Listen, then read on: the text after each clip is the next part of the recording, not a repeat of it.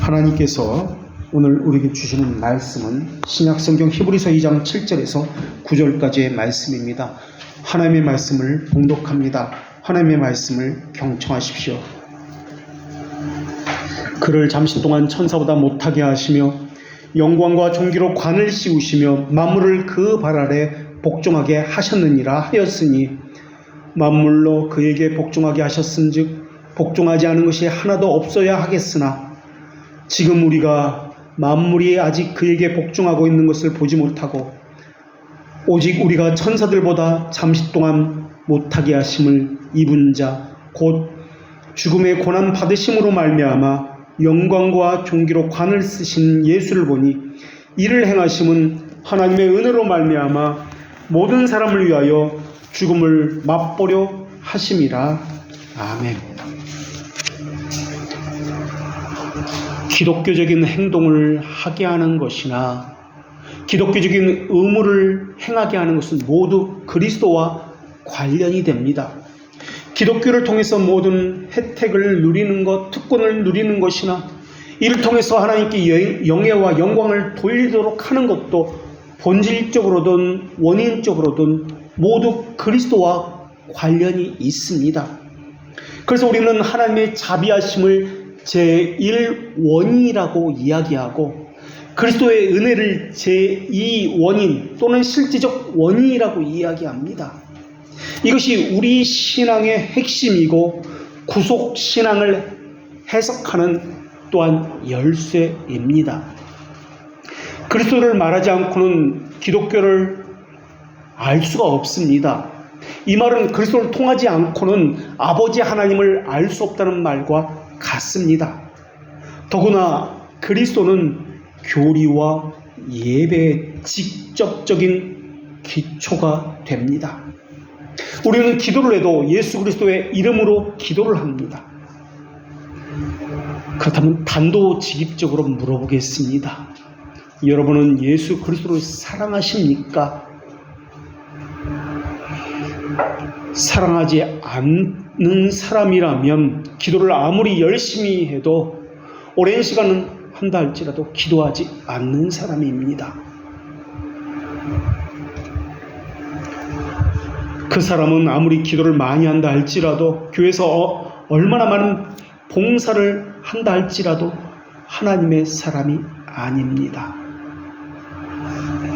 그리스도는 하나님의 지혜와 능력의 총체이시며 영광과 존귀의 결과이십니다. 그리스도를 사랑하는 것, 이것을 통하지 않고는 그 어떤 것도 행할 수가 없습니다. 그런데 사람들은 그리스도를 사랑하지 않습니다. 그리고 그리스도를 알려고도 하지 않습니다.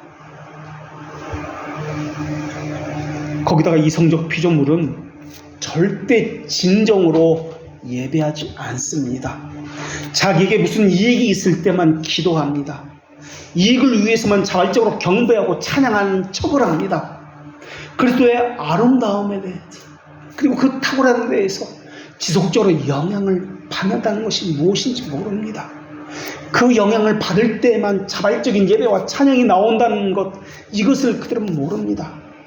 그저 습관적인 예배를 행합니다. 진정 어린 경배, 자발적인 순종, 이것이 사랑에서 나오는 것인데 이러한 경배와 순종은 절대 사랑이 없으면 나오지 않습니다. 사람은 지독한 극단적인 이기심으로 똘똘 뭉쳐 있습니다. 신앙생활이라는 것은 다른 것이 아닙니다. 이것이 깨부수어지는 것입니다. 그래서 하나님 중심으로 살아가도록 만드는 작업이 신앙입니다. 그것을 부수기 전에는 마치 부모였던 아담을 따라서 예배했던, 습관적으로 예배했던 가인처럼 그냥 그렇게 해오던 것이니까 제물도 바치고 찬송도 부르고 눈 감고 신앙 고백도 하고 하는 것이 최선일 것입니다. 그들은 그것을 예배라고 이야기합니다. 그것을 신앙생활이라고 이야기합니다. 그러나 하나님은 그것을 외식이고 위선이라고 말씀하실 것입니다. 거기서는 진정한 승복이 나올 수 없고 참된 예배가 나올 수가 없습니다. 그것은 마치 세례 요한의 그 말을 기꺼이 들었던 헤롯과 같은 모습의 신앙을 갖고 있는 것과 같습니다. 위선자도 잠시나마 하나님을 기쁘게 할 수 있습니다. 그러나 하나님은 그들을 조금 더 기뻐하지 아니하십니다. 그들은 그저 악한 마음으로 제물을 드릴 뿐입니다. 그들의 제물은 과제를 이행하는 것과 같은 제물일 것입니다. 벌금 내는 것과 같은 것, 그런 예배입니다. 제물을 드릴 수 있어도 그들은 자기 자신을 드리지 않습니다. 그리고 그들은 그것을 예배를 드렸다라고 생각합니다. 기독교 신앙에서 그런 예배는 없습니다. 기독교의 신앙에서 찬양은, 예배는, 기도는 무엇을 해도 마찬가지입니다. 섬김과 봉사도 마찬가지입니다. 자기가 함께 드려서 이 일을 하는 것입니다. 예배도 기도도 찬양도 마찬가지입니다. 그냥 소리 내서 부르는 게 아닙니다. 자신의 마음과 영과 모든 것이 접붙여서 예배 가운데, 기도 가운데, 찬양 가운데 한 몸으로 그것이 드려져야 되는 것입니다. 예배는 그분의 본질, 그 본질이 가진 탁월함을 내가 인식하고 그것을 드러나는 것을 통해서 나타나는 것이 예배입니다. 자기 안에 그분에 대한 탁월함이 인식되어졌다는 것이 드러나야 합니다. 깨달은 것이 있어야 합니다. 그분에 대한 사랑이 있어야 합니다. 그것이 없다면 그 예배는, 그의 찬양은 외식입니다.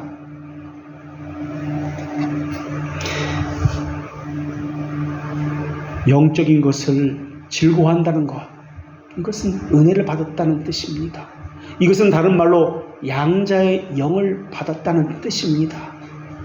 은혜의 영을 받은 사람은 자원하는 심정을 갖게 합니다. 순종하는 것이 기쁘게 합니다.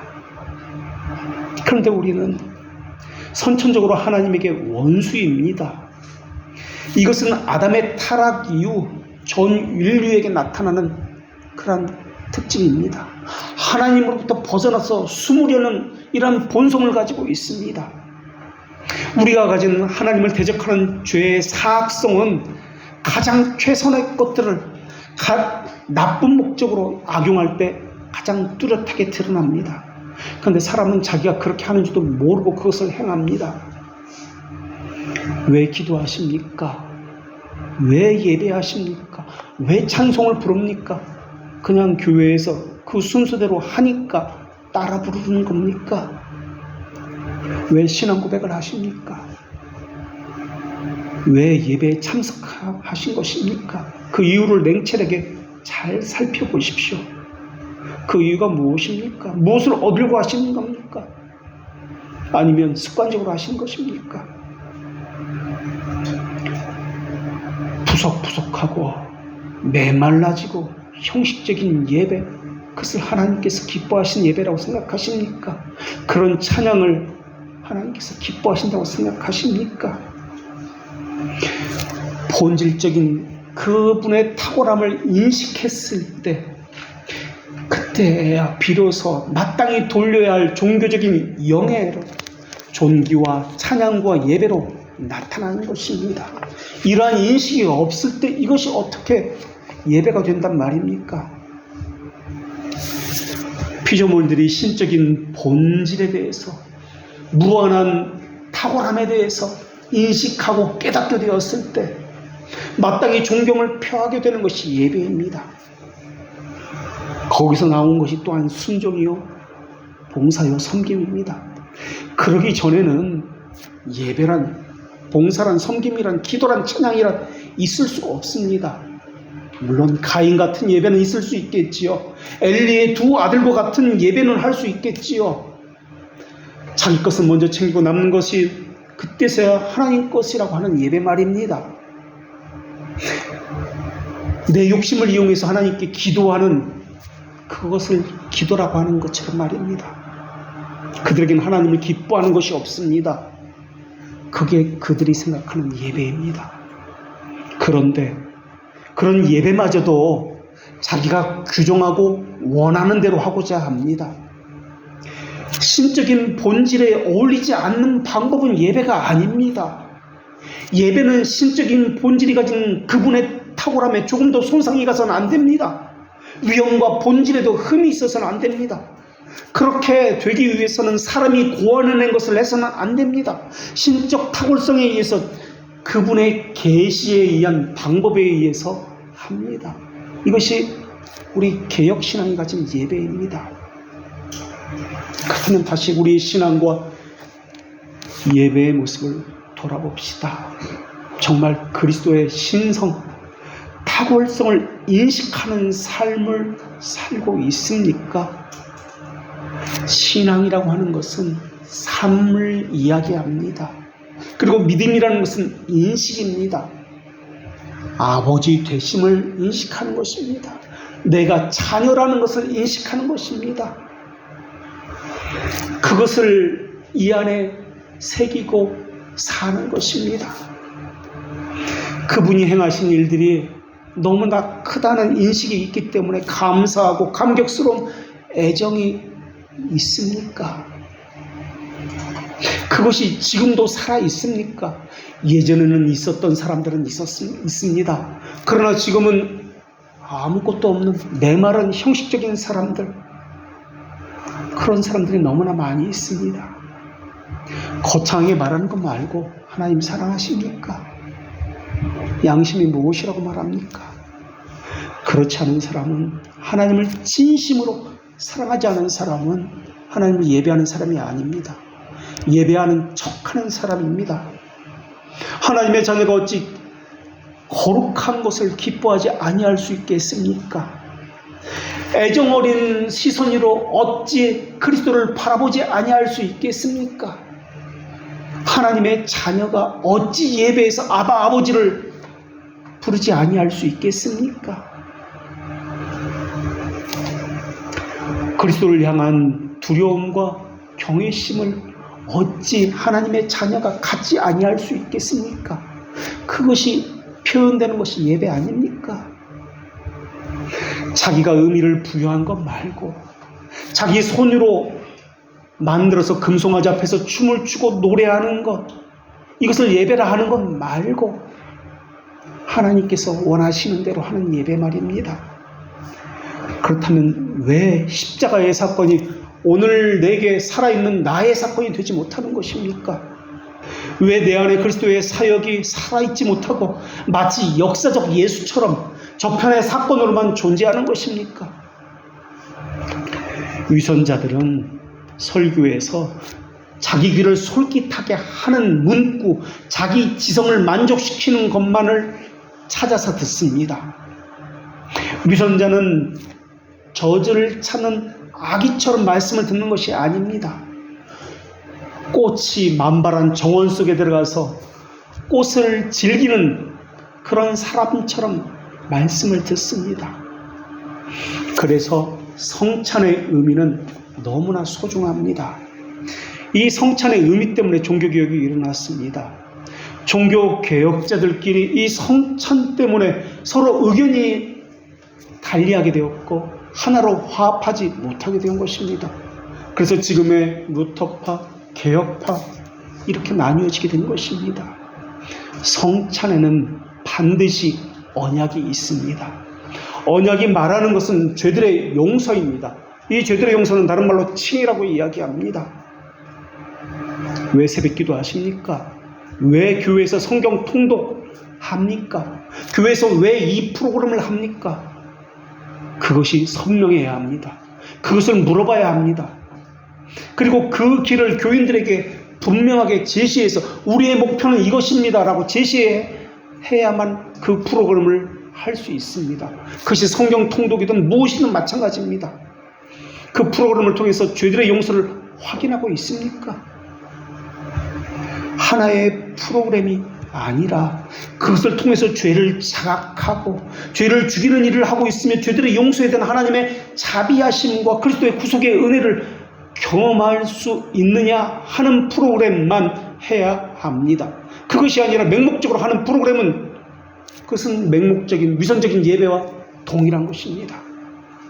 그것이 없다면 모든 예배와 프로그램과 모든 교회에서의 수많은 활동들은 가인이 습관적으로 했던 예배와 동일한 것입니다.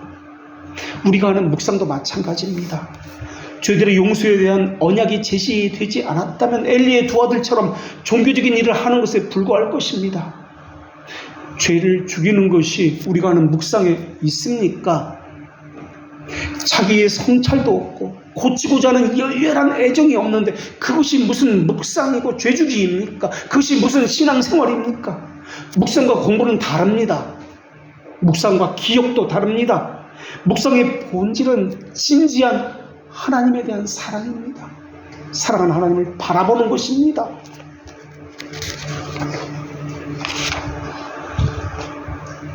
사람들은 거기다가 자기가 하는 일에 대해서 신적인 의미를 가졌다고 자기 스스로 의미를 부여합니다. 그리고 그 대상에게 자기가 만든 방법으로 가치를 부여하기도 합니다.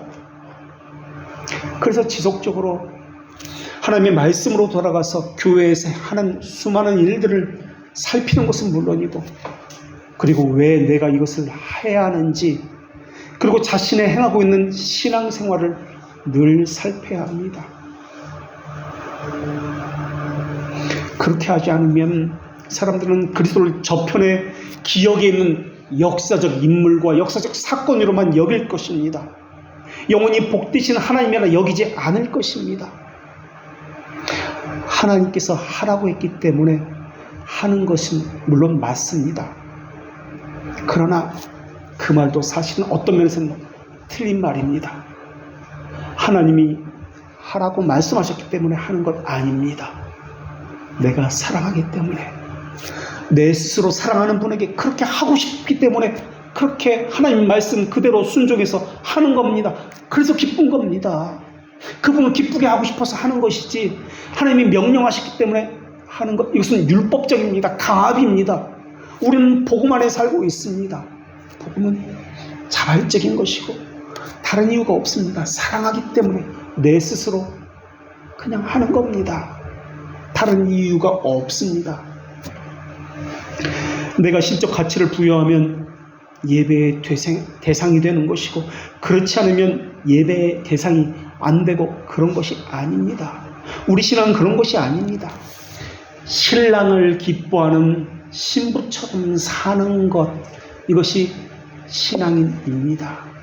그래서 그리스도를 믿는 신앙이라고 해도 그분이 어떤 그리스도냐를 이야기해야 합니다. 그리스도의 배우자라면 그것이 신자 아닙니까? 그것이 우리 아닙니까? 그것이 교회 아닙니까? 그리스도의 배우자라면 주님의 말씀인 이 교리를 애정을 가지고 항상 사랑하고 지속적으로 변호하고 읽고 묵상하고 간직해야 합니다. 그것이 없으면 그 사람이 가진 신앙은 역사적 예수 그리스도를 믿는 신앙입니다. 마치 교회가 명했기 때문에 맹목적으로 순종하는 그러한 신앙을 가진 사람들의 모습입니다. 이것이 중세시대의 신앙입니다. 이게 로마 카톨릭의 신앙입니다.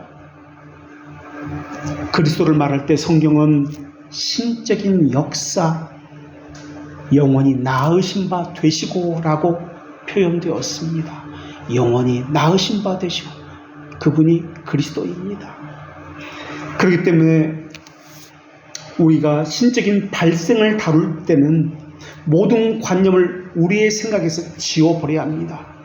영원히 나으신 바 되시고 라는 말의 의미는 사람의 입장에서 생각해서는 안 되는 말입니다. 이것은 영원이라는 말이기 때문에 그렇습니다. 시간이라는 말이 아니기 때문에 그렇습니다. 우리 인간의 낳고 태어나고의 그런 개념이 아니기 때문에 그렇습니다. 영원히 낳으신 바 되셨다. 아들이라는 개념은 신적인 그러한 용어입니다. 우리의 아버지와 아들이라는 개념이 아닙니다. 동등 본질이라는 개념입니다. 신성이라는 개념입니다. 다시 말하면 아르미니스주의자처럼 자기중심적 예수 이해가 아니라 하나님 중심적 예수 이해를 해야 한다는 말입니다. 내 사랑하는 자는 많은 사람들 가운데 뛰어나구나. 이것이 예수 이해입니다. 수많은 아이들이 있는데 그 중에 내 아이만 보이게 되는 것과 마찬가지입니다. 탁월한 신적인 본질은 모든 피조물에게 감추어져 있습니다. 사실 감추어졌다는 표현보다도 그것을 인식할 만한 능력이 피조물에게, 우리에게는 없다고 해야 하는 것이 맞습니다. 동물들은 지진이나 자연재해가 날 것을 미리 감지하는 능력을 가지고 있습니다. 사람에게는 이러한 능력이 없습니다. 마찬가지로 피조물은 신적인 본질을 감지할 능력 자체가 없습니다. 타락 이후에 부패한 무지가 들어왔기 때문에 그렇습니다. 무지라는 말의 의미는 모른다는 말의 의미가 아니라 하려고 하지 않는, 배우려고 하지 않는 완고함을 무지라고 이야기합니다. 하나님은 모든 것을 무로부터 창조하심으로 처음으로 자신을 드러내셨습니다. 이것을 계시라고 이야기합니다. 하나님은 하나님을 우리에게 보여주시는 분입니다. 그래서 알게 하시는 분입니다. 인식하게 하시는 분입니다. 그래서 교제하게 하시는 분이십니다. 하나님은 만물을 창조하시고 신적 본질을 인식할 수 있을 만한 것들을 충만히 나타내 보이셨습니다. 사실 우리가 가진 미천한 이해력으로는 이해할 수 없는 것들이 많이 있습니다. 그러나 하나님이 행하신 일에는 반드시 합당한 이유가 있습니다. 우리 입장에서는 하나님이 행하신 것들이 처음에는 무분별하게 보이고 불의하게 보일 수도 있습니다. 그러나 결과적으로는 선하고 조화를 이루어 드러나는 것이 얼마나 많은지 모릅니다. 지나보면 알게 됩니다. 이것을 섭리라고 이야기합니다. 상황 가운데서 하나님을 아는 것이 아니라, 상황을 통해 하나님을 믿는 것이 아니라 하나님이 어떤 분인지를 알기 때문에 그 속성을 믿는 신앙이 참된 신앙입니다. 정원사는 나무를 마구 자르고 부러뜨립니다. 이러다가 아름다운 정원이 다 망가지는 것 아니야? 이런 생각이 듭니다. 우리에게 기쁨을 주던 그 꽃들, 이것도 다 뿌리째 뽑아 여기저기 던져집니다. 땅이 파여지고 메우기도 합니다. 우리가 보기에 그 사람이 하는 것은 도저히 이해가 안 됩니다. 그런데 그 사람이 그 일을 다 하고 나서 보니까 더 아름다운 정원 위로 거듭나 있다는 것을 발견할 때입니다. 집을 짓는 것도 마찬가지입니다. 왜 여기를 자르고 여기에 모래를 붓고 왜 여기에 나무 기둥을 세는지 알 수가 없습니다. 그런데 어느새 보니까 집이 완성되어 있습니다. 집이 완성되기 전에는 우리는 아무것도 이해할 수 없었습니다. 마찬가지로 하나님이 그리신 전체의 그림을 완성되고 그것을 보고 나서야, 그때서야 왜 그렇게 하셨는지 이유를 깨닫게 됩니다. 우리는 한 단면만 봅니다. 이 단면만 보니까 고통이고 너무나 힘듭니다 라고 이야기합니다. 그러나 그 너머를 보시면, 그 결과를 보면 예정에서 영원까지, 영원에서 영원까지 이 속에서 일하시는 하나님을 보면 섭리적 신앙을 갖게 돼서 믿을 수 있게 됩니다. 하나님의 무관심이라고 여겼던 것이 하나님의 지혜라는 것을 깨닫게 될 것이고, 하나님의 무능력이라고 여겼던 것들이, 그래서 하나님을 원망했던 것들이 하나님의 자비하심과 인도하심이라는 것을 깨닫게 될 것입니다. 우리 눈에는 주권자가 행악자를 죽이셔야 한다는 것이 모순처럼 보입니다. 율법을 준수하신 그분이 율법을 어긴 자들에 의해서 죽는 것은 불의하게 보입니다. 그러나 그렇게 하신 이유가 깨달아질 때 그분을 향한 존경과 경외심을 품게 됩니다. 그것을 깨닫게 하시는 사역을 하는 분이 성령님의 사역입니다. 이것이 예배로 이어집니다. 그래서 영과 진리로 예배할지니라고 합니다. 그래서 하나님의 지혜와 능력과 자비하심과 지혜로움을 인식하고 깨닫는 자만이 예배자가 될 수 있습니다. 하나님의 방법들 안에는 우리의 연약한 이해력으로는 측량할 수 없는 탁월한 것들이 있습니다. 절망과 고난 속에 숨어있는 감사를 발견해 본 적이 있으십니까? 죽음 속에서 부활을 경험해 본 적이 있으십니까? 그것을 준비하신 분이 하나님이십니다. 그렇기 때문에 우리는 하나님을 비방하는 자로, 원망하는 자로 발견되지 않도록 주의해야 합니다. 비방하는 자가 아니라 하나님의 모든 의지에 순종하는 자로, 하나님의 뜻을 탐복하고 신뢰하는 자로 발견되어져야 하는 것 아닙니까? 그리스도께서 자기를 비워 종의 형체를 가졌을 때 사람들의 눈에는 그것이 가리워져 있었습니다. 이것을 알게 하시고 간직하게 하시고 이로 말미암아 그리스도가 어떤 분인지 깨닫고 감사하게 하고 찬양하게 하고 영광을 돌게 하는 분이 성령 하나님이십니다. 성령께서 진리를 알게 하십니다. 이것이 예배로 이어지는 것입니다. 그리스도는 하나님이심을 그칠 수 없는 것처럼 낮아지심에서도 하나님이시기를 그치실 수 없으십니다. 그리스도께서 사람의 본성을 입으신 것도 신적 예배의 원인으로부터 아무것도 손상을 시킬 수가 없습니다. 오히려 신적인 예배를 돌려야 할 유효한 동기를 더하게 하시는 것이 그리스도의 낮아지심과 죽으심입니다. 왜냐하면 신적 탁월성을 가지셨음에도 불구하고 사람으로서 육체를 입고 오셔서 온갖 육체의 고난을 감당하셨기 때문에 그렇습니다. 이는 모든 사람으로 아버지를 공경하는 것 같이 아들을 공경하게 하심입니다. 그러기에 아들을 공경하지 아니하는 자는 그를 보내신 아버지를 공경하지 않는 자들입니다. 그렇기 때문에 그리스도의 어떠하심, 낮아지심에서든 높아지심에든 우리를 향한 사랑을 물론 항상 베푸십니다. 그러나 우리의 인식에 있어서 우리가 인식하든 인식하지 못하든 우리가 상황 속에서 절망하든 고통 속에 있든 어떤 상황에서도 마땅히 공경하는 것이 당연한 것이고 예배하는 것이 당연한 것입니다. 그런데 우리는 우리의 상황 가운데 그 잘못된 인식과 이해 가운데 하나님을 있다 없다로 판단하고 예배한다 존경한다로 판단합니다. 예수님이 우리 마음에 영광과 존귀의 관을 씌우는 분으로 존재하기는커녕 내 상황과 처지에 따라 그 예수님의 상황이 달라지는 것이 우리의 모습입니다.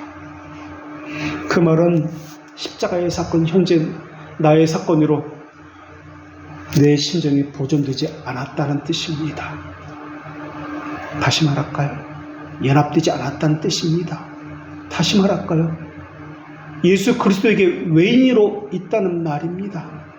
그리스도가 우리 바깥에 있다는 말입니다. 그분과 분리되어 있다는 말입니다. 그분과 분리되어 있다는 말의 의미는 그분의 행하신 모든 고난과 십자가의 죽으심이 우리에게 무익하고 무가치하게 되었다는 말입니다.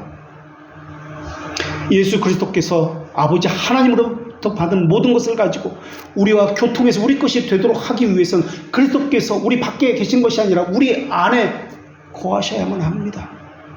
그런 상태가 된 것을 우리의 머리가 되셨다라고 이야기합니다. 마다리다라고 그것을 이야기합니다.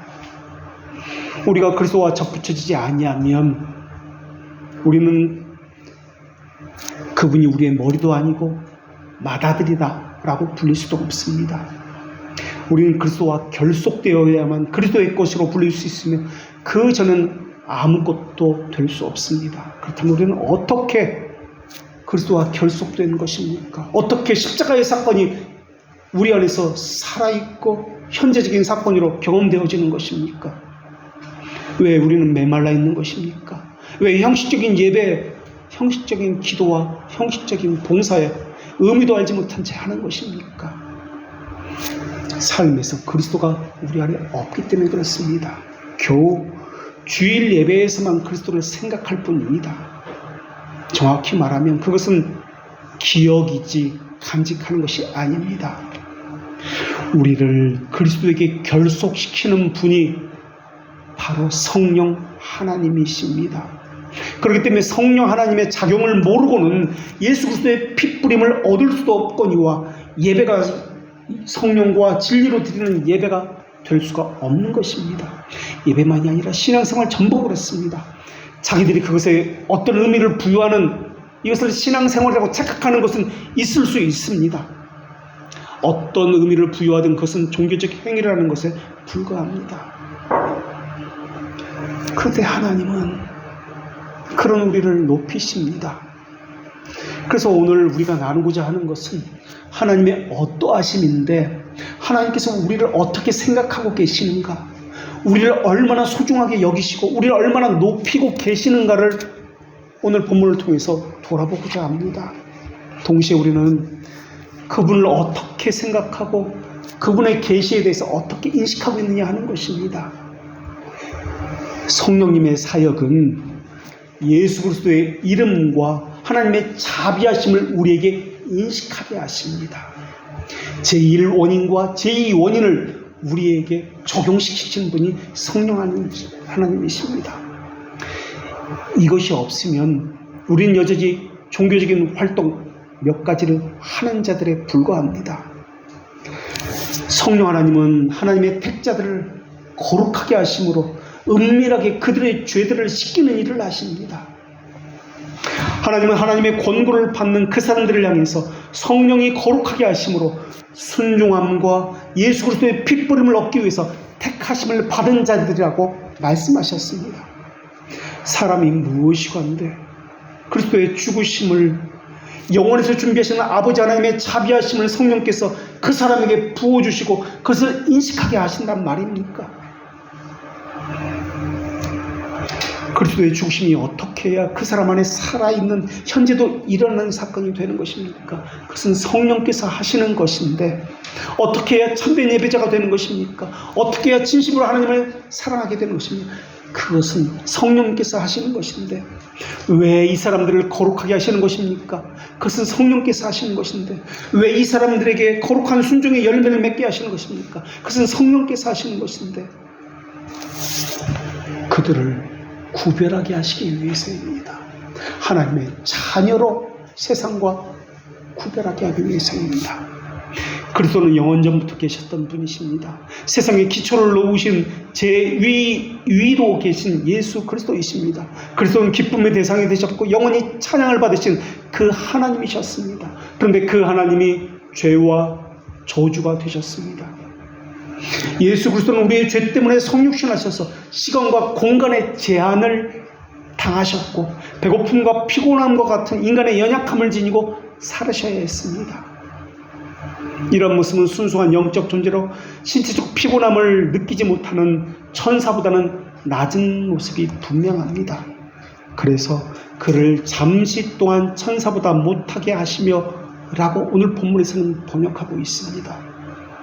천사보다 라고 하지만은 이 단어는 천사들보다 라고 번역할 수도 있지만은 신들보다 또는 하나님보다 못하게 라고도 번역할 수도 있습니다. 그래서 많은 영어 성경에서는 이 부분을 천사보다, 우리말 성경에서는 천사보다 라고 번역되어 있지만은 하나님보다 라고 많은 영어 성경에서는 번역하고 있습니다. 사람은 하나님의 형상을 따라 창조함을 입었습니다. 이것은 하나님의 속성을 반영하는 존재로서 살게 되었다는 의미입니다. 지금 우리의 모습은 이렇습니다만 하나님은 사람을 하나님에게까지 높이셨습니다. 이것은 천사에게도 그렇게 하지 않았던 것입니다. 그리고 모든 만물을 하나님을 대신에게 다스리게 하셨습니다. 사람이 무엇이기에 만물의 왕이 되게 하신 것입니까? 왜 하나님의 속성을 사람이 무엇이기에 사람에게까지 부어주신 것입니까? 당시 히브리인들의 사고에는 하나님과 사람을 비교하는 이러한 것을 불경스러운 일로 여겼습니다.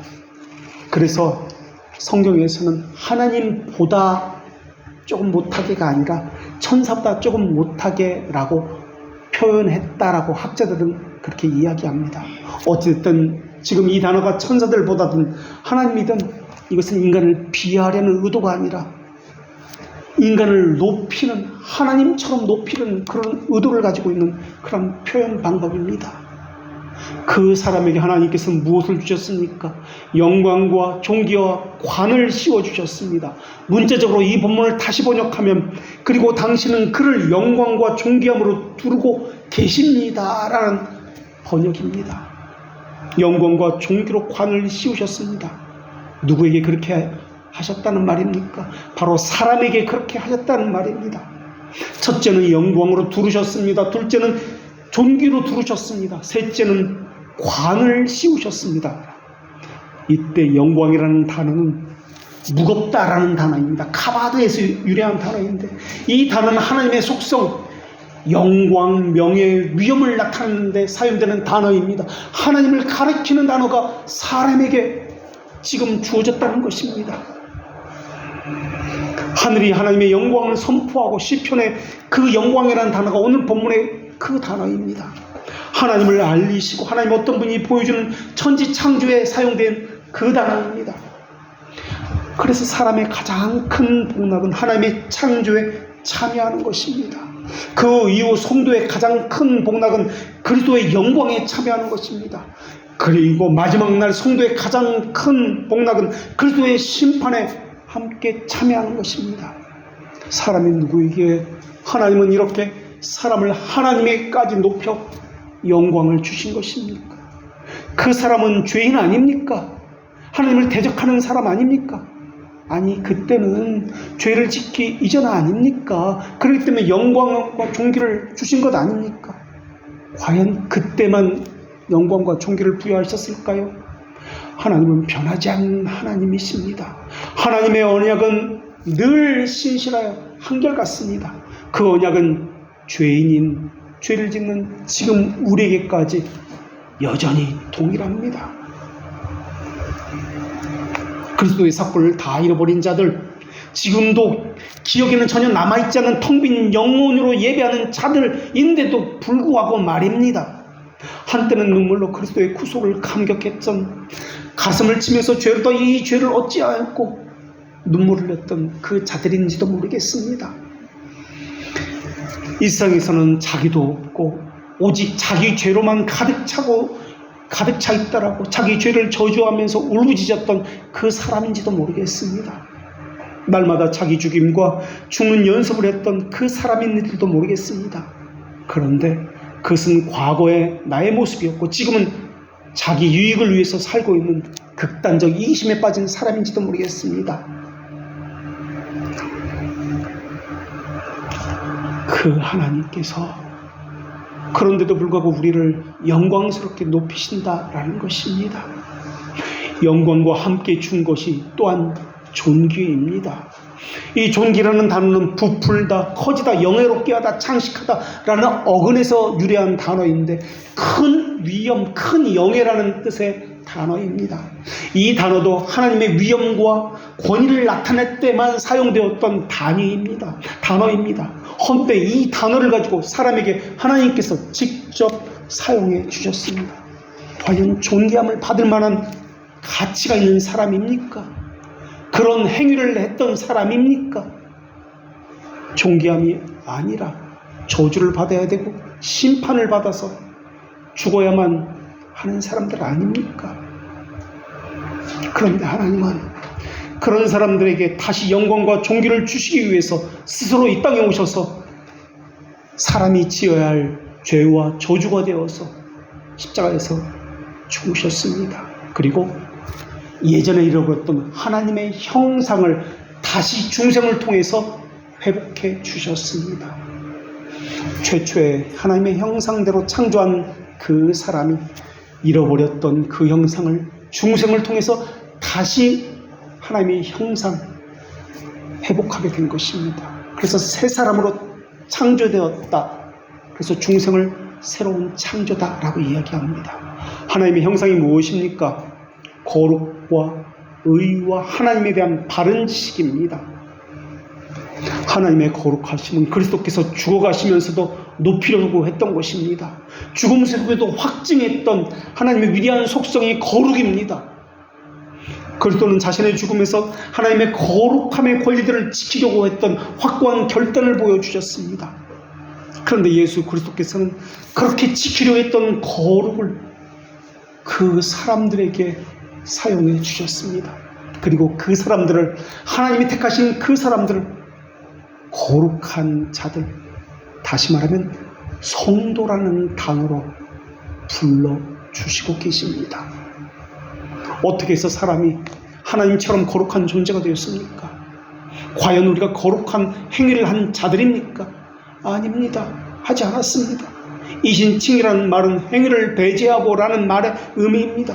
그런데 이 비밀은 만세와 만세로부터 감추어졌던 것인데 이제는 그의 성도들에게 나타났다라고 말씀하고 있습니다. 그의 성도는 빛나고 깨끗한 세마포 옷을 입도록 허락된 사람들입니다. 그리스도께서는 낮아지시면서 하나님의 자비하심과 오래 참으심을 입증해 주셨습니다. 그리스도는 부활과 높아지시는 것에서 하나님의 거룩하심을 또한 입증해 주셨습니다. 하나님의 거룩하심에 두신 이 가치는 예수 그리스도의 생명과 영광만큼이나 소중한 것이었습니다. 그래서 예수 그리스도는 하나님의 영광과 거룩함과 의로움과 함께하는 삶을 사셨습니다. 하나님이 하나님의 형상대로 창조하신 사람에게 바랬던 것이 바로 이것입니다. 그래서 중생케한 그들의 삶이 하나님의 속성을 그대로 보이는 삶을 살기를 바랬던 것입니다. 나와 아버지는 하나이니라 라는 말씀처럼 사람도 예수 그리스도와 하나이기를 바라셨던 것입니다. 이것을 접붙임이다, 하나됨이다, 연합이다 라고 하는 것입니다. 그리고 그런 자들에게 영광과 존귀를 부여하셨고 그들에게도 관을 씌우신 것입니다. 관을 씌우셨다라고 할 때 이 단어는 미완료형입니다. 하나님의 행위가 아직 완료되지 않았다는 것을 나타내는 단어입니다. 하나님의 영광과 존귀를 나타내는 단어를 사람에게 적용시켜서 하나님의 형상대로 창조된 가치를 극상으로 끌어올려 주셔서 하나님 되심을 사람을 통해서 보여주고 계시는 것. 이 미완료형의 동사를 사용함으로써 영혼부터 영혼까지 존귀한 자의 위치를 잃지 않도록 항상 지켜주셨습니다 라는 것을 묘사하고 있는 것입니다. 우리가 죄에 떨어져서 절망하고 있을 때에도 하나님의 계획과 자비하심은 절대 변하지 않았습니다. 우리가 하나님의 대적자의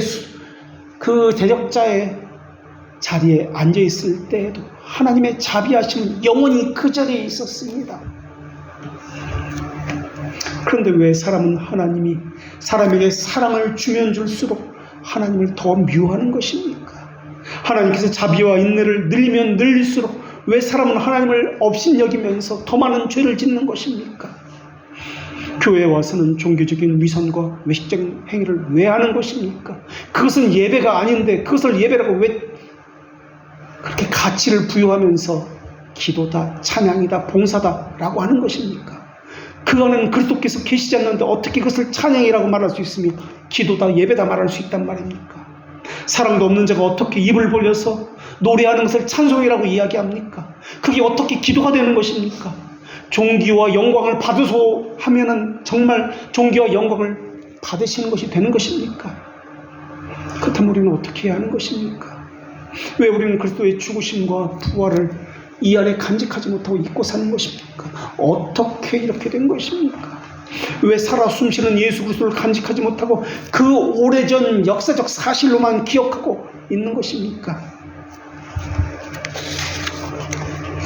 왜 우리는 우리 심정에 살아있다는 예수 그리스도의 증거를, 예수 그리스도의 흔적을 보이지 못하고 있는 것입니까? 그것이 되어야만 진정한 예배자가 되는 것 아닙니까? 그것이 있어야만 진정으로 하나님의 영광과 존귀하신 분이라고 인식하는 삶을 살고 찬양하는 삶을 살 수 있는 것 아닙니까? 그것이 삶에서 살아계신 하나님과 동행하는 신자의 삶 아닙니까? 믿음은 난리지가 아니라 억하난리지라고 인식하며 동행하는 것이라고, 그런 삶을 사는 것이 신자의 삶이라고 말씀드리지 않았습니까? 우리가 해야 하는 것은 일주일에 한 번 하는 그저 상징적인 말씀 묵상이 아니지 않습니까? 살아있는 말씀과 동행하는 삶, 이것이 우리가 하는 묵상의 삶 아닙니까? 우리가 하고자 하는 묵상은 무엇입니까?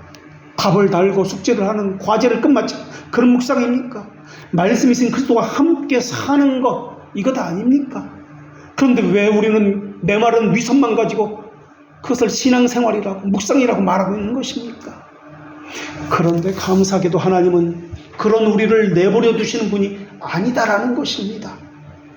하나님은 변하지 않는 영원한 자비하심을 가졌기 때문에 늘 이것을 우리에게 인식시키도록 성령님을 통해서 말씀과 함께 우리에게 주시는 분이 하나님이십니다. 그래서 성령님을 그리스도의 영이라고도 불리게 하셨고 하나님의 영이다라고도 불리는 거룩한 영을 우리에게 보내주셨습니다. 그리스도의 영이라고 불리며 하나님의 영이라고 불리는 이유는 아버지와 아들로부터 보내심을 받았다는 의미이기 때문에 그렇습니다. 그래서 성경에 보면 어떤 데서는 그리스도의 영이다, 어떤 데서는 하나님의 영이다라고 그렇게 기록하고 있습니다. 성령님은 죄를 씻기시고 태우시는 분이십니다. 동시에 거룩한 영이시기 때문에 거룩한 그리스도를 통해 그리고 그리스도를 향해 열렬하게 그분을 사랑하게 마음을 타오르게 만듭니다. 그래서 그리스도의 영이라고 불리시는 겁니다. 그리스도의 구속의 피 흘림으로 인해서 죄를 씻기시는 구속 사역을 우리에게 적용시키기 때문에 그리스도의 영이라고 불리시는 겁니다. 그리고 다른 편에서는 하나님의 신이다, 하나님의 영이다 라고 성령님을 그렇게 말씀합니다. 그 이유는 하나님의 무한하신 자비하심을, 변하지 않는 그 속성을 우리에게 적용하시고 우리에게 인식시키시고 그 은혜를 우리에게 수용하게 하시는 분이기 때문에 하나님의 영이다 라고 성령님을 그렇게 부르는 겁니다. 그리스도의 구속을 우리에게 적용할 때는 그리스도의 영이라고 부르시고 하나님의 자비하심을 우리에게 적용할 때는 하나님의 영이다 그렇게 부르고 있는 것이 성경의 증언입니다. 그렇기 때문에 그리스도를 단단히 묶는 일을 하시는 분이 성령님이십니다. 하나님은 그날에 내 영을 모든 육체에 부어주신다고 약속하셨습니다. 이 언약 신학, 이것이 우리가 가진 신학입니다. 이 언약의 기반을 둔 신앙생활을 하는 것이 그리스도인입니다. 성경은 항상 우리를 향한 하나님의 언약으로 이루어졌습니다. 신자들이 그리스도의 나라에 최고의 찬미를 보내는 이유도 그 언약이 성취된다는 보증을 받았기 때문에 그렇습니다. 하나님은 누구든지 그리스도의 영이 없으면 그리스도의 사람이 아니다라고 말씀하셨습니다. 그리스도의 영이라고 할 때 이것은 성령님입니다. 그리고 이 말은 누구든지 하나님의 영이 없으면 하나님이 사람이 아니다는 말과 같은 말입니다. 또 하나님은 예수를 죽은 자 가운데서 살리신 이의 영이 너희 안에 거하시면 너희 죽을 몸도 살리시리라 라고 말씀하셨습니다. 형식적인 예배자를 살리실 것입니다. 예수를 죽은 자 가운데서 살리신 영이 우리 안에 거하시면 종교인으로 살아가는 메마른 우리도 살리실 것이라는 약속을 주셨습니다. 보혜사 성령 없는 마음은 거짓 예배, 거짓 고백, 위선적인 것들만 있을 것입니다. 그런데 감사하게 여기에 하나님께서 주시는 언약의 말씀이 있습니다. 관을 씌우셨다는 말씀입니다. 관은 왕관을 의미합니다. 이 말씀은, 관을 씌우신다는 말씀은 미완료형이라고 말씀드렸습니다. 승리자에게 주시는 관입니다. 그 승리자에게 면류관을 씌워주신다는 그 약속의 말씀입니다. 이 표현은 성령께서 승리자가 되게 만들어 주신다는 의미이며 반드시 그들은 영광스럽고 존귀하게 만들어 주신다는 표현입니다. 또 이것을 다른 말로 견인교리다라고 이야기합니다. 또 다른 말로는 하나님 측면에서 생명에 이르는 믿음을 주신다는 말씀이고 우리 측면에서는 참된 믿음을 갖게 된다는 말씀입니다. 우리에게 주신다는 영광과 존귀라는 이 단어는 우리에게 쓸 수 있는 단어가 아닙니다. 하나님과 그리스도께서 본래부터 가지고 있는 그 영광을 이야기할 때 영광과 존귀라는 단어를 씁니다. 영광과 존귀는 하나님의 어린 양에게 합당한 가치를 드릴 때 사용된 단어입니다. 그리고 그리스도에게 접붙여진 믿음을 지킨 성도들에게 장차 예수 그리스도께서 재림하실 때 주어질 상급이 영광과 존귀입니다. 영광과 존귀로 관을 씌우셨다는 것은 7절에 보면은 사람에게 사용됩니다. 그런데 9절에 보면 똑같은 말씀을 하시면서 이번에는 예수 그리스도에게 그것이 사용됩니다. 왜 앞에서는 사람에게 사용되고 9절에서는 그리스도에게 영광과 존귀와 관을 씌운다는 말씀이 사용되었습니까? 이것은 다른 말씀이 아니기 때문에 그렇습니다. 이것은 한 몸 하나됨, 그리스도의 옷 입음, 접붙임이라 불리는 것과 관련되어 있기 때문에 그렇습니다. 이것을 또 다른 말로 내주하심이라고도 이야기합니다. 그리스도는 살려주는 영으로서 하늘로부터 둘째 아담이라고 불리십니다. 하나님의 아들이 자기에게 속한 사람에게 고유한 생명을 불어넣어 주시는 것은 그들과 자신이 하나가 되기 위함입니다. 이것을 머리라고 이야기하고 이것을 맏아들이라고 이야기합니다. 그래서 교회의 머리는 예수 그리스도, 교회의 그래서 특징은 하나됨입니다. 하나의 거룩하고 사도적이며 보편적인 교회, 이것이 교회입니다. 그리스도의 은혜와 하나님의 사랑이 신자들에게 있도록 성령님의 교통하심이, 그리스도의 은혜와 하나님의 자비하심을, 성령님의 교통하심이 이것을 결합시켜 주의 백성에게 주시는 것입니다. 그래서 7절과 9절은 같은 말씀입니다. 하나됨을 이야기하는 것이기 때문에 그렇습니다. 성령님의 교통하심이 없다면 아버지의 부성애적 자비하심과 사랑, 그리스도의 구속의 은혜가 이 안에 살아있을 수가 없습니다. 그렇다면 성령님은 우리 안에서 들어갔다 나와갔다, 에너지처럼 무슨 탱크에 가득 찼다가 비어졌다 하는 것입니까? 아닙니다. 성령님은 하나님이기 때문에 완전합니다. 완벽합니다. 그렇다면 무엇이 문제입니까? 왜 이것이 인식되었다, 인식되지 않았다, 어떤 때는 감격했다, 어떤 때는 감격하지 않았다 그러는 것입니까? 그것은 우리 자신 때문에 그렇습니다.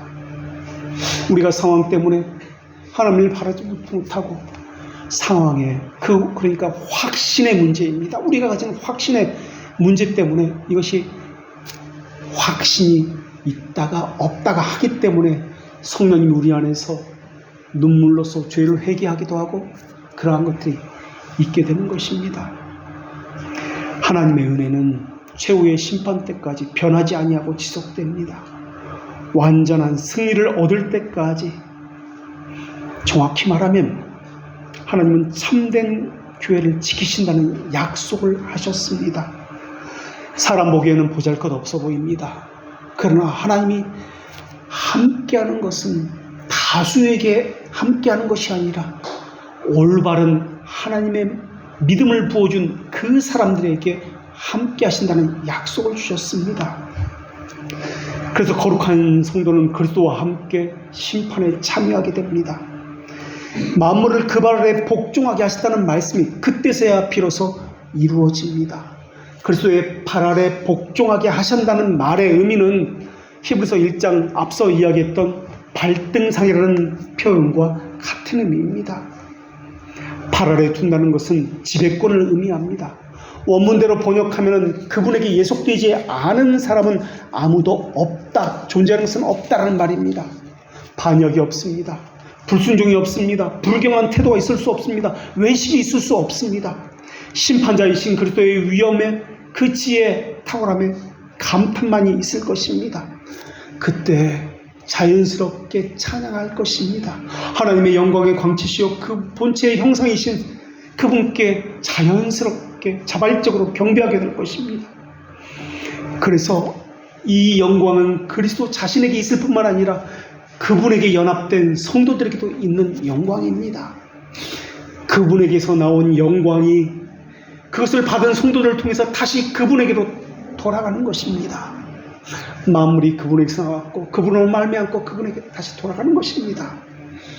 그래서 성도들과 그리스도 사이에는 빛의 향연이 있으며 영광이 있습니다. 심판의 날은 하나님의 전지하심이 완전히 드러나는 날입니다.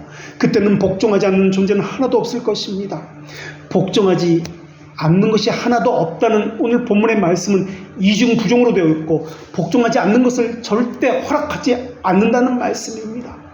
지금은 가인의 예배처럼 불충성, 불성실도 용인되고 있습니다. 심지어 경멸과 반역도 허락되고 있습니다. 그러나 그때는 결코 허락하지 않는다라는 말씀입니다. 만물이 그에게 복종하는 것을 보지 못한다 해서, 보지 못한다는 것은 인식하다, 깨닫는다라는 말입니다. 그때는 예수 그리스도가 어떤 분인지 인식하지 못하는 자는 단 하나도 없다는 말입니다. 인식이라는 말은 믿음이라는 말입니다. 지식이라는 말입니다. 그때는 우리가 최선이라고 생각했던 것, 우리가 수많은 예배와 찬양과 봉사라고 생각했던 모든 것들은 그것은 불완전한 것이고 죄로 가득한 것이라고 분명히 드러날 것입니다.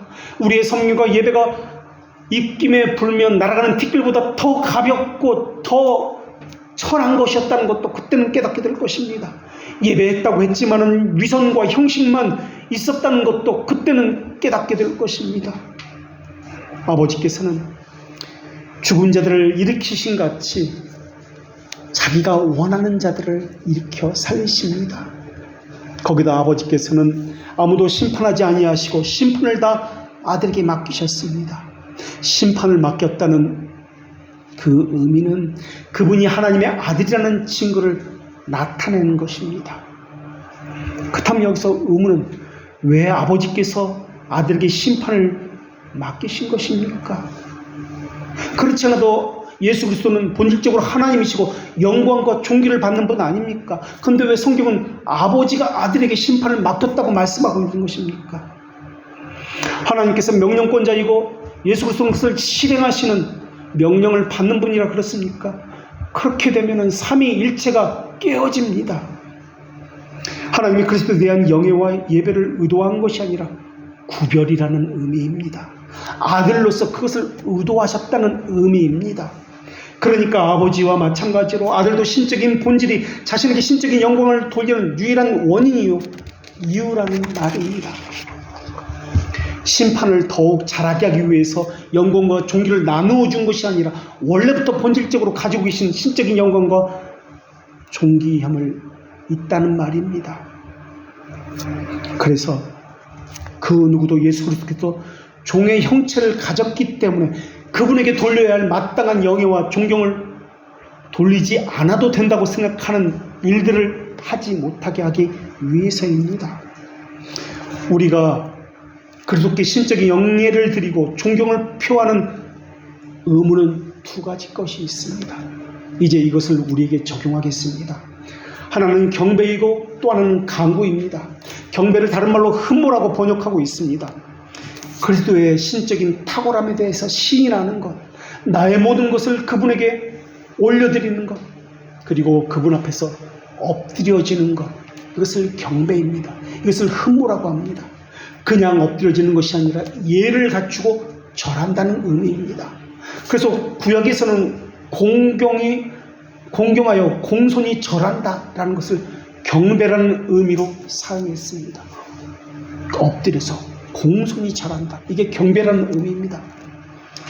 정확히는 우리의 심정이, 우리의 감정이, 우리의 지성이, 우리의 영혼이 하나님께 겸손히 엎드려 절하는 것이 경배입니다.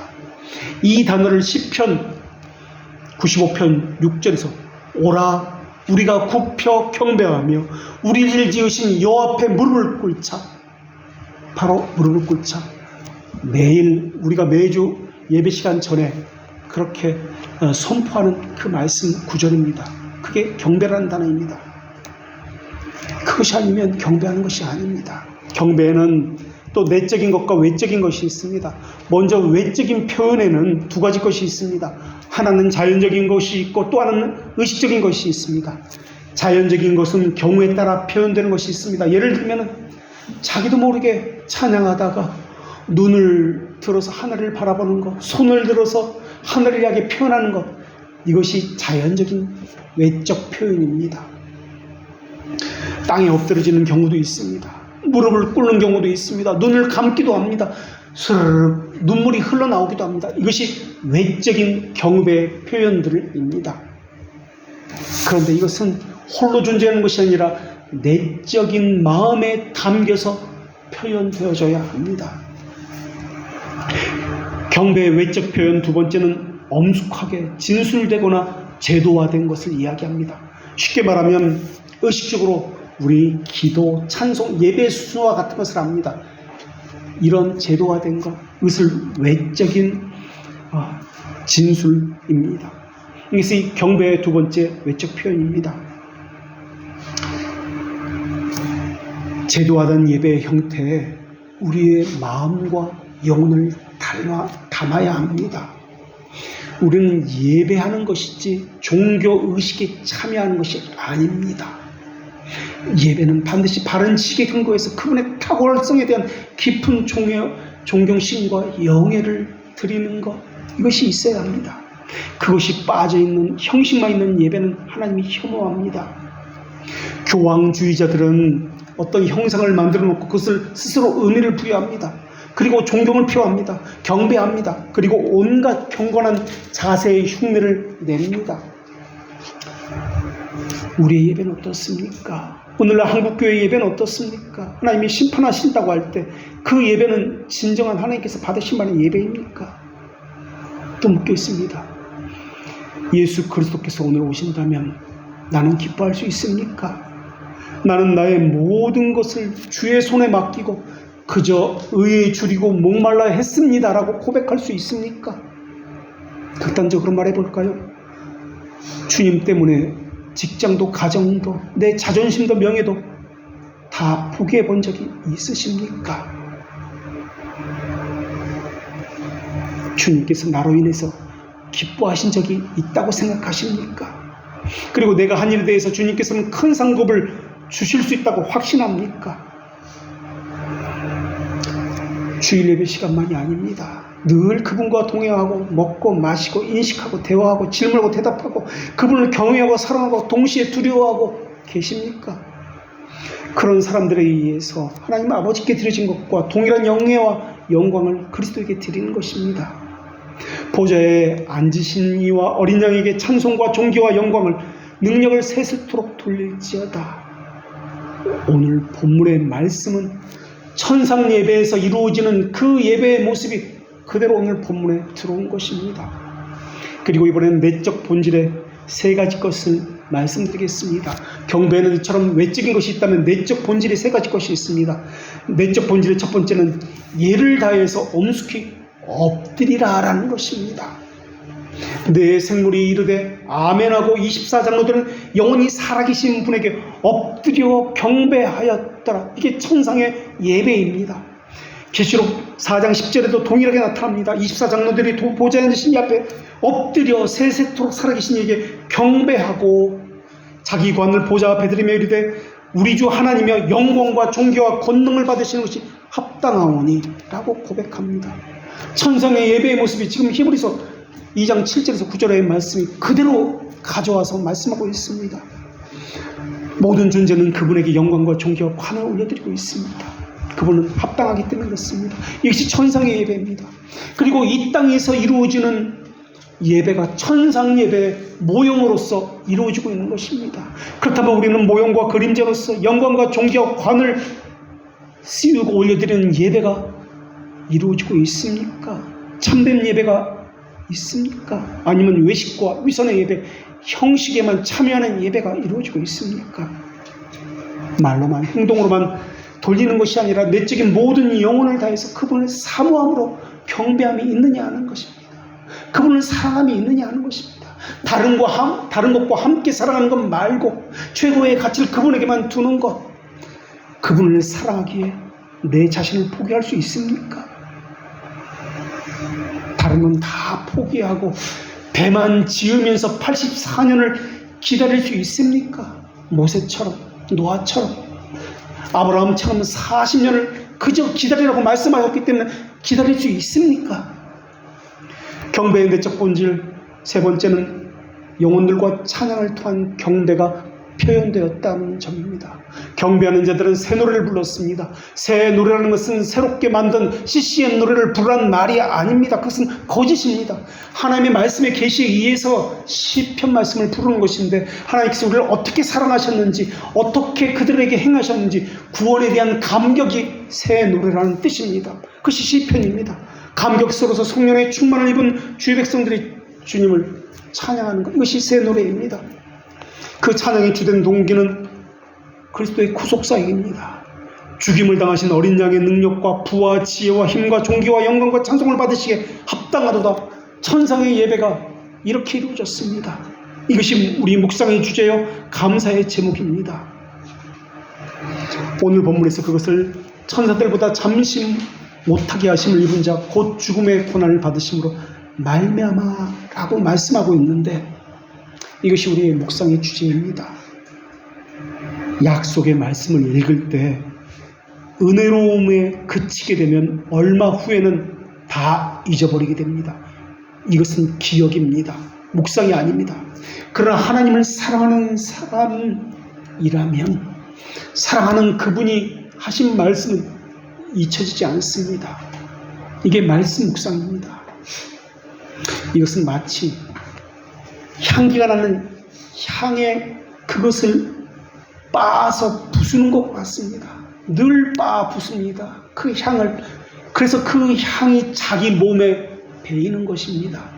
그래서 늘 향기를 풍기는 삶, 이게 묵상의 삶입니다. 잊혀지지 않습니다. 이것이 늘 살아있습니다. 이것이 그리스도를 간직하는 것입니다. 예수 그리스도는 각 족속과 방언과 백성과 나라 가운데서 주의 사람들을 피로 사서 하나님께 드리고, 그리고 그들을 하나님 앞에서 제사장과 하나님의 나라로 삼으셨습니다. 그래서 경배의 내적 본질 세 가지는 엎드려 경배하는 것, 영광과 존귀를 올리는 것, 새 노래로 부르는 것입니다. 이것이 우리 예배의 본질이고 동기입니다. 이것이 바른 예배입니다. 그리스도께 신적 영예를 드리고 종교를 표하는 의무로서 큰 두 번째가 간구입니다. 첫 번째가 경배였습니다. 그래서 세 가지 것을 이야기했다면 이번에는 두 번째 간구입니다. 이 간구는 관계에서 나오는 겁니다. 아버지와 자녀라는 관계에서 마땅히 드리는 것을 이야기합니다. 이것은 신적인 믿음의 행위입니다. 영혼의 생명에 숨을 쉬는 것입니다. 이것은 두 가지인데, 첫째는 우리가 간구하는 모든 것이 그분의 속성, 신적인 탁월함을 반영해서 경배하는 것입니다. 영적인 숨을, 그분과 함께 숨을 쉬는 것, 이게 기도의 본질입니다. 하나님의 말씀과 함께 숨을 쉬는 것. 그리고 간구의 두 번째는 우리가 부르는 분을 그 향해서 우리의 뜻과 감정과 우리 영혼의 간절한 열망이 반드시 응답받을 것이다라는 확신을 갖는 겁니다. 이 확신은 내 감정과 내 의지에서 나오는 것이 아니라 하나님의 어떤 분이시라는 것에서, 언약의 신실성, 그 하나님의 속성에서 나오는 확신입니다. 이것이 경배입니다. 이것이 그분께 영광과 존귀를 드리는 것입니다. 이것이 오늘 우리에게 주신 하나님의 언약의 말씀입니다. 기도하겠습니다. 세 분 하나님이 아니라 영원히 한 분 하나님으로 계시는 삼위일체의 하나님, 저희가 그리스도의 신적인 구속의 능력과 하나님의 자비하심을 얻기 위해서 성령님께 어떻게 간구해야 하는지 배울 수 있었습니다. 주대신 예수 그리스도의 이름을 부르는 모든 자에게 경외와 존귀하심을 주시는 아버지의 자비하심과 사랑을 배우게 하셨습니다. 그리스도의 구속에 낮아지심에서 존귀와 감사함을 배우게 하셨고, 성령님의 적용하심과 정결케 하심과 불붙는 사모함을 갖게 하심에서는 사랑과 고귀한 하나됨의 관계를 배우게 하셨습니다. 어떻게 행하느냐 하는 것, 어떤 상태와 연결되어 있다고 배웠사오니 배운 대로 자신을 살피고 간구와 경배로 주님을 영화롭게 하게 하여 주시옵소서. 저희는 주님을 영광과 존귀로 관을 씌우는 찬양을 드리고, 주께서는 저희들에게 영광과 존귀와 관을 씌워주신다고 말씀하셨습니다. 항상 들은 진리를 읊조리게 하시었고, 진지하고 엄숙한 태도로 하나님을 생각함으로 묻고 대답하고 애정을 표현하고, 영혼의 날개가 저희 심정에도 날아와 하나하나 살피며 그 영혼이 날개를 독수리처럼 활짝 펴서 하나님을 향해서 날아가게 하시옵소서. 형식적인 신자의 심정에 더더욱 그 영혼에 살아있는 말씀이 들어가서 그 영혼을 치유하게 하여 주시옵소서. 이리저리 치달리는 생각들을 정리하게 하시옵고, 나일강의 개처럼 이리저리 방황하는 확신을 견고하게 붙들어 내어 주시옵소서. 처음과 나중이 없으시며 영광과 존귀의 관을 쓰신 예수 그리스도의 이름으로 기도합니다. 아멘.